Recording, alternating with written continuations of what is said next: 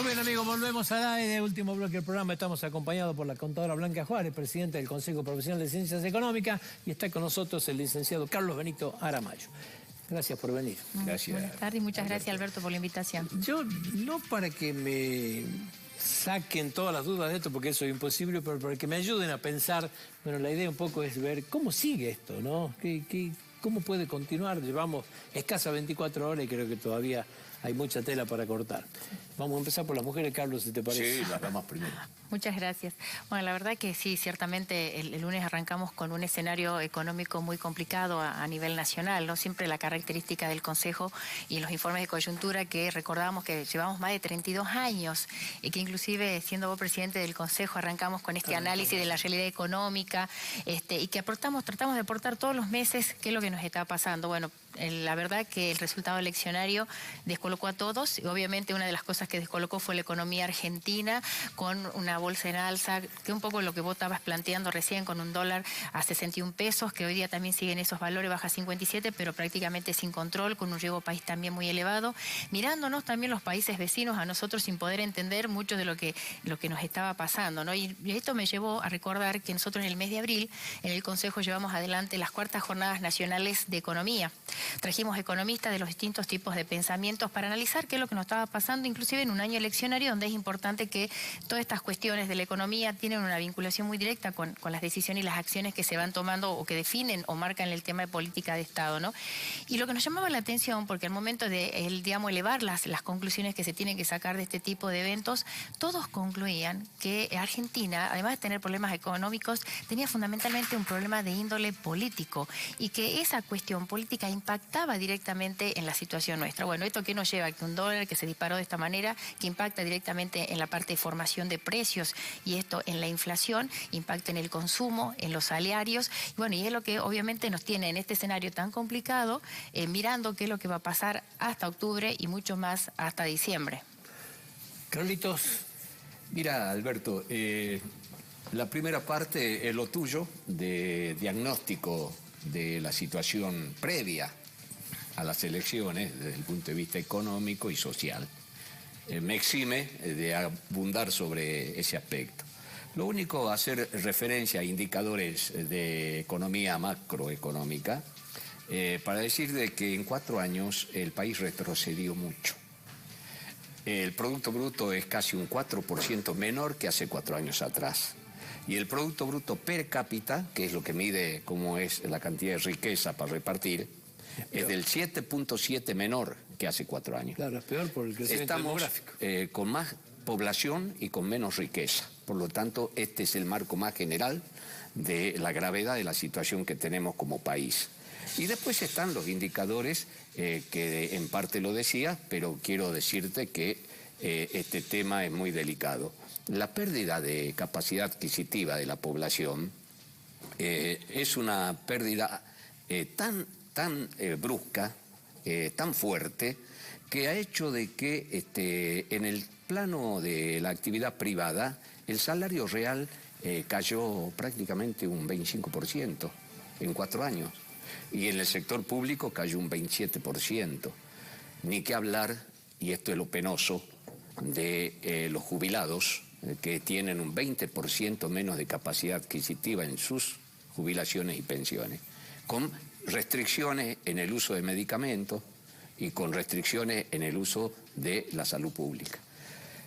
Y después está el sector que nunca había pasado una situación como la que estamos viviendo, que es la clase media y clase media baja. Yo escuchaba, les comentaba antes, un programa previo a la veda del jueves a la noche en un canal de Buenos Aires, que hacían un reportaje en la ciudad de Buenos Aires a gente que le preguntaban: ¿usted se endeudó últimamente? De las 10 entrevistas, las 10 de distintas clases sociales respondieron: me endeudé para pagar los servicios o me endeudé para pagar medicamentos. Es decir, que aquí la política económica que llevó adelante el gobierno de Macri fue de agresión directa a sectores sociales que antes podían pasarla mal, pero había sectores que estaban eximidos de pasar penurias. Este sector de clase media y clase media baja fueron los que decidieron el domingo que sufra un castigo como no se le esperaba. Y era obvio de que quien es agredido, quien es llevado a pasar penurias y necesidades, no vaya a su verdugo a besarle la mano, sino que tiene que buscar la manera de castigarlo con el instrumento que tenemos en la actual historia, digamos, económica de la Argentina y política, que son los actos electorales. Ahora, Por lo esto que tanto, es tan lógico, Carlos, es sí. claro que no se lo haya visto venir, ¿no? Que no lo hayan reflejado. Es más, forzaron dos cosas para que la audiencia comprenda. Forzaron, por ejemplo, el tipo de cambio, es decir, el precio del dólar. Sí. Querían dar la sensación de que con un dólar de 42 estaba domada la cuestión del dólar y el tipo de cambio. Y forzaron también los datos de la inflación, llevándola al 2.5, 2.7. En economía política, científicamente, hay leyes que son económicas y que no dependen de la voluntad política. Pero si vos forzás el escenario diciendo de que tenías un dólar planchado y que tenías una inflación con tendencia a la baja, lo que estabas haciendo es violando las leyes de la economía política, que ante un hecho político de esta magnitud se desemboca el proceso y por lo tanto las leyes de la economía imponen las cosas en el nivel en que tienen que estar. Es lo que nosotros profesionalmente llamamos el tipo de cambio de equilibrio. El tipo de cambio de equilibrio quiere decir de que vos tenés que tener un tipo de cambio, el precio del dólar en este caso, en función de cuál es tu inflación. ¿Cuál es la inflación de los países con los cuales vos comerciás? ¿Cuál es la inflación de los países vecinos? Nosotros tenemos como ejemplo, qué sé yo, Paraguay, Bolivia, Perú o Uruguay. La tasa de interés. Es decir, la tasa de interés. Es decir, el tipo de cambio de equilibrio no se lo puede manipular políticamente porque tenés una necesidad electoral el próximo domingo. Bueno, les explotó en la mano una situación que es en este momento gravísima. Con la experiencia de usted, en el caso tuyo, Carlos, que tenés más edad que nosotros, digamos, pero cuando el dólar sube de la manera que subió, no baja nunca, ¿no? Nunca. O sea, es como que va calando piso nuevo. Así es. Puede ser que encuentre su estabilidad no en los 61, en los 57. Así es. Pero olvídate lo que pensamos, ¿no es cierto? La experiencia nos indica esto. Es así. La cuestión para la audiencia, Alberto, es que se está preguntando qué hacemos. ¿Qué hace?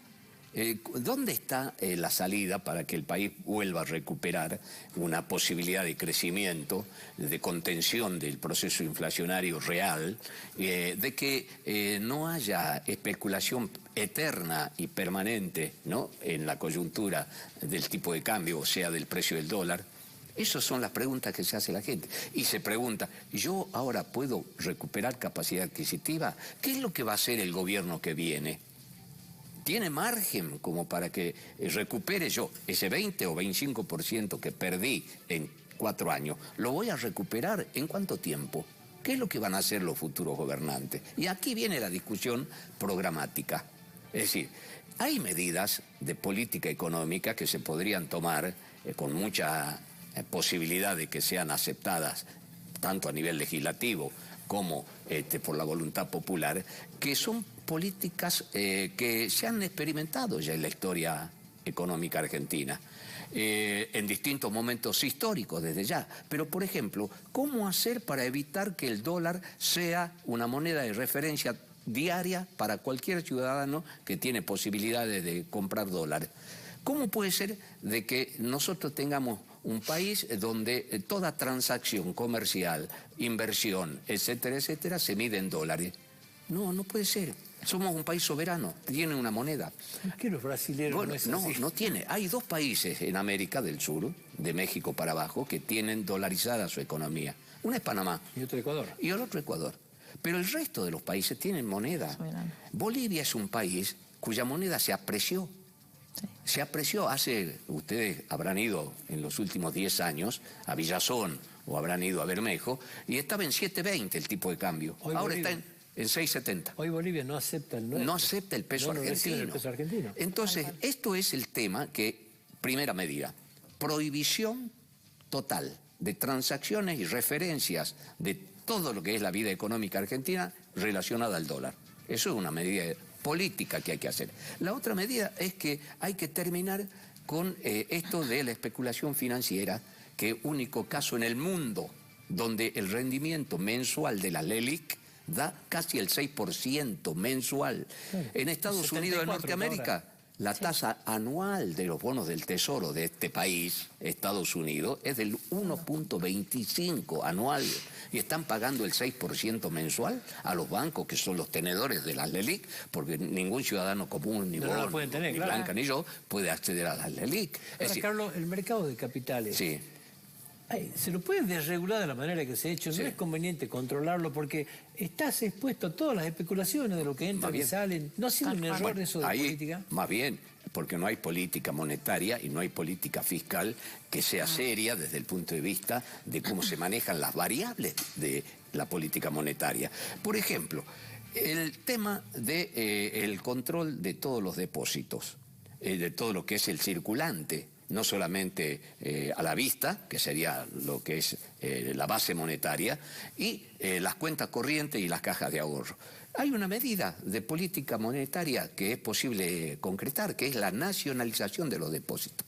En esta situación, en esta emergencia que vive nuestro país, tendríamos que ir a que el Banco Central sea el único administrador de los depósitos que hay en el sistema bancario. No estás haciendo expropiación de bancos, no, estás tomando el ahorro nacional que está en los bancos a través de depósitos, caja de ahorro, y el único autorizado a canalizar el volumen de los depósitos en función de intereses nacionales de crecimiento, desarrollo y asistencia, digamos, a las pymes, es el Banco Central. Por lo tanto, nacionalizar los depósitos es una de las primeras medidas que tendría que tomar el gobierno que se avecina. Y los bancos, después de haber hecho un festival durante prácticamente 4 años, pero las LELIQ no vienen de más de 6 meses.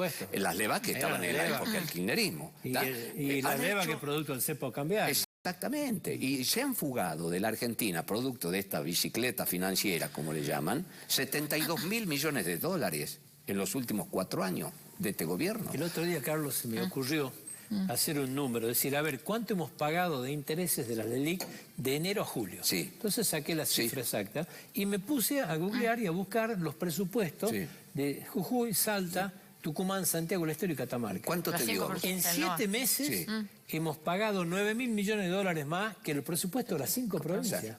Así es. En 7 meses de interés en las LELIQ. Digo, el último que apague la luz es un país inviable. Así no, es una locura. Es una locura lo que han hecho. Y entonces el problema está acompañar este tipo de medidas que estoy sugiriendo con un hecho determinante de política económica, que es el comercio exterior. Porque nosotros no tenemos dólares genuinos para pagar la deuda que se está contrayendo. Es decir, para un país normal tiene saldo de la balanza comercial favorable y entonces con esos dólares paga lo que se endeuda. Nosotros nos hemos endeudado en 120.000 millones de dólares en 4 años y no tenemos con qué pagar.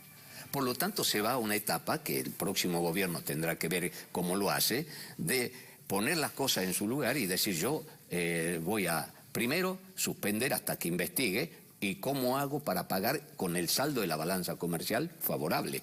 Nunca se ha caracterizado el kirchnerismo por favorecer las exportaciones. No, más bien. Entonces aquí el problema es que tenemos que tener una política de control del comercio exterior que permita de que no haya fuga de capitales. Claro. Y entonces ese tema es algo que se puede hacer. No estamos hablando de medidas de carácter revolucionario, estamos hablando de medidas reformistas de política tributaria y fiscal. Esto es posible hacerlo. Y el otro tema es que nosotros tenemos que ir a plantear un programa que ponga todo el ahorro nacional, tengan en cuenta que se recauda por mes en la Argentina, lo vamos a dar por año para que se entienda mejor. Este año la Argentina va a recaudar de tributos nacionales 140.000 millones de dólares. De eso, las provincias se quedan con el 35%, que ha mejorado en relación a la etapa kirchnerista. Sí. La ley de coparticipación. Ha sido un gobierno más federal. Ha sido más por el consenso fiscal, le han dado un poco más a las provincias. Y le ha devuelto el 15%. Y le ha devuelto el 15%. Si uno es objetivo, y serio en el análisis científico de la realidad, las provincias están mejor que hace 4 años atrás. Mucho mejor. Y entonces, ahora acompañemos eso, que es la mejora, con lo que vendría a ser la clave. Tenemos que tener una política tributaria diferencial. No se puede salir de esta situación cobrándole a las pymes el mismo impuesto a las ganancias que paga un monopolio extranjero. No podemos seguir con las contribuciones a la seguridad social en una pyme como la que tiene un monopolio que le dan las espaldas para eso. Y el crédito tiene que ser un crédito también diferencial. Nosotros tenemos que tener aquí preocupación por el crecimiento. Y el crecimiento se logra con inversiones de capital. Ahora, nadie va a invertir en un escenario donde están las tasas de interés como están. ¿Por quién se pone Ahí te quería preguntar también, Blanquita, porque vos recién hablaste de la situación política como parte del problema que hablaron. ¿Es la situación política, esa inestabilidad política de Argentina lo que también ha impedido que lleguen las inversiones? Porque Macri confiaba de que iba a tener 6 meses, que iba a llover los dólares y no vino nadie, digamos. Sí, justamente ¿Qué le das a la parte política nuestra inestabilidad y la imagen que nosotros logramos en el exterior muchas veces ha impedido que esas, digamos, lo que llamaban ellos los brotes verdes y que lleguen las inversiones para que las pymes puedan salir adelante.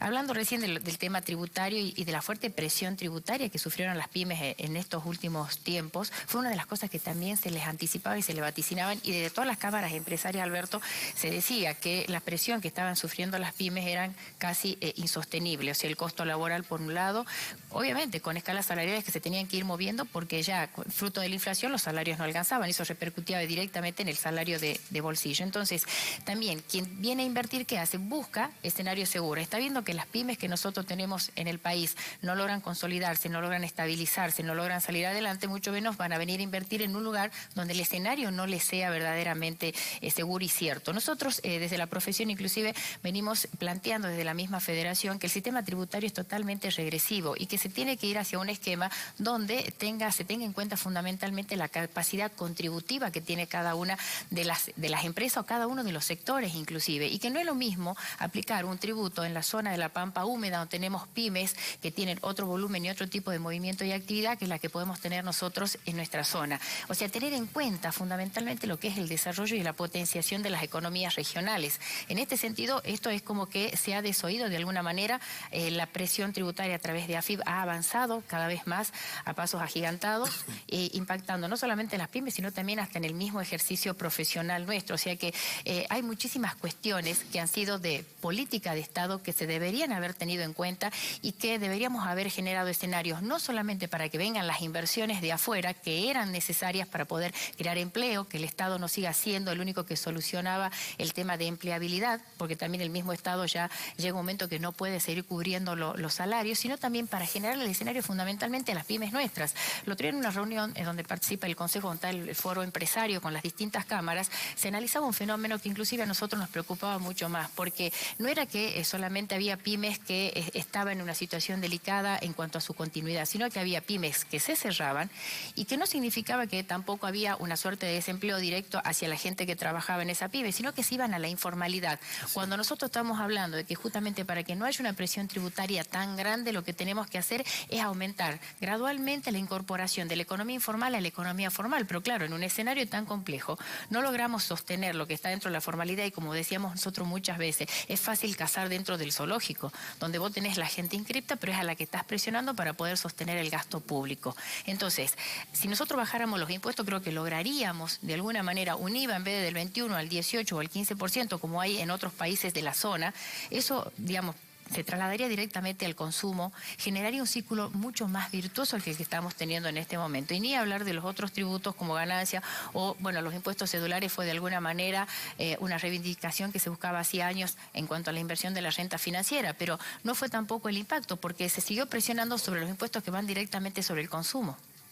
¿Lo ves a Fernández con la capacidad ideológica para tomar medidas de este tenor, digamos así, revolucionarias y de impacto? No hablemos del gobierno de Macri porque creo que políticamente está vacío hoy y no tiene capacidad para tomar ninguna medida de este tenor. No hay margen de esto, porque un gobierno que ya prácticamente está ordenando las cosas para irse, por más que no se diga.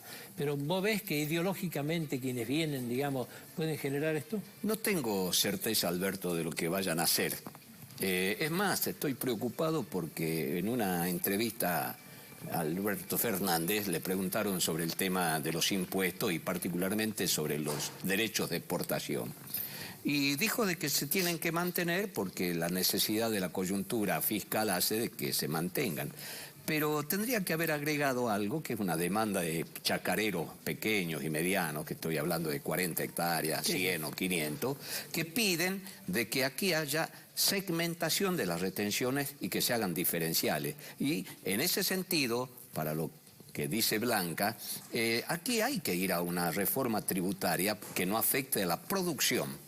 Es decir, que hay que tratar de incentivar la inversión para que los impuestos que afectan a la producción sean menores.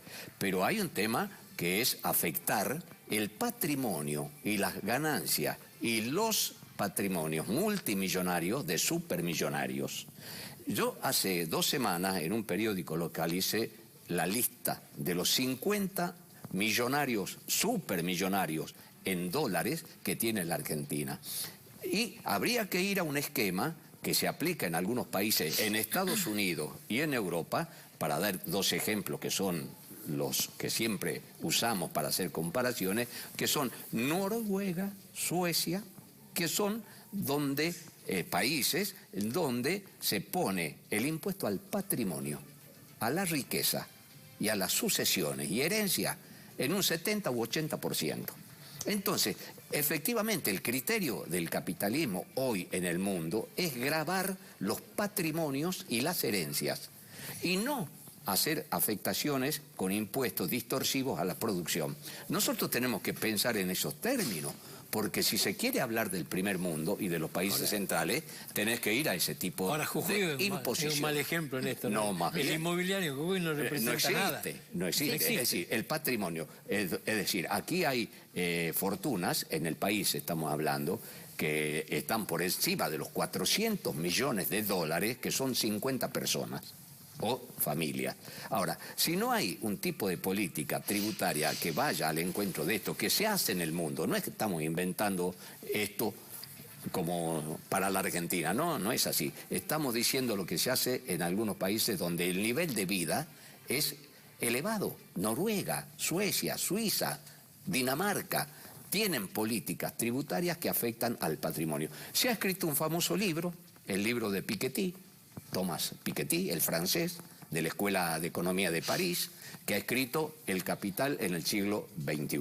La verdad que vale la pena leerlo, porque él tiene una preocupación, que no es, por supuesto, atentar contra el capitalismo, porque él no se declara anticapitalista, se declara más bien partidario de salvar y recuperar el capitalismo y los intereses privados, así lo dice en su libro, pero propone de que en la política tributaria mundial tiene que ir al encuentro de esto que se ha dado en los últimos tiempos, que es una diferencia cada vez más abismal de entre los que tienen millones y son multimillonarios y los que pasan necesidades y hambre todos los días. Una última pregunta que le transmito a los dos, en función de su experiencia, digamos, esta crisis que hoy tenemos tan explosiva, ¿cuánto puede demorar, cuántos días puede demorar en encontrar por lo menos su piso, digamos así, en agarrar un poquitito de estabilidad? Si bueno, el dólar se planchó en los 58 porque hay un valor, ¿cuánto tiempo puede demorar esto? ¿Podemos convivir con esto 3 días, 5 días? ¿Cuánto creen ustedes que puede durar? Aquí hay un tema técnico que también decía hace un rato, tiene que ver con las leyes de la economía. El tipo de cambio se va a estabilizar cuando logre lo que se llama el tipo de cambio de equilibrio. El tipo de cambio de equilibrio está tendiendo esta situación a buscar de que el dólar, que tendría que haber estado más elevado en función de la inflación acumulada en el último año, se podría haber ubicado ya antes de las elecciones en 57, 59 pesos. Y hoy el tipo de cambio de equilibrio con esta devaluación y con esta inflación es probable que esté en 70, 75. Cuando llegue al punto de equilibrio, ahí se estabiliza. Ahora, a menos que la presión de los exportadores de granos y oleaginosos y de carne, que son los que están haciendo la presión para que el dólar esté en 80, predomine en los próximos días o en los próximos meses y vayamos a un tipo de cambio de equilibrio superior a la media o al promedio de lo que dice la inflación que tendría que ser. Me deja mucho más tranquilo, gracias. Blanquita, vos. Sí, no, yo lo que estimo es que creo que hay que salir con mensajes más contundentes. O sea, en este momento, si bien el gobierno de Macri está vacío, pero es el que le continúa, o sea, tiene que tener la continuidad de la gobernabilidad hasta octubre y hasta el 10 de diciembre, respetando todo lo que tiene que ser dentro de un proceso democrático. Así que, por lo tanto, también creo que hay distintos actores dentro de la sociedad que tienen que contribuir a esto. Por ejemplo, en este momento vos, Alberto, vas y querés comprar determinados insumos, determinadas cuestiones y nadie te quiere vender. Están estoqueando y están especulando. Entonces creo que también los argentinos tenemos que empezar a ser un poquitito más generosos. Creo que los políticos tienen que poner su cuota de generosidad y de humildad para reconocer cuando se equivocan y reconducir los pasos, las decisiones que se han tomado, pero también hay un componente que muchas veces donde está la industria y están los supermercadistas mayoristas que son formadores de precio, y si vamos a lo que le interesa a doña Rosa, ¿no? A qué es lo que pasa todos los días con el precio de la góndola, que son, digamos, cuestiones que es lo que a la gente hoy le está afectando. Entonces, transmitirle un poco de tranquilidad creo que también depende un poco de estos actores que forman parte de este escenario nacional, ¿no? Le agradezco mucho la visita. No, muchísimas gracias a vos, Alberto. Se nos fue el tiempo, muy amable. Nosotros nos despedimos, Dios mediante, hasta el próximo martes, acá en la pantalla de Canal 4 Jujuy.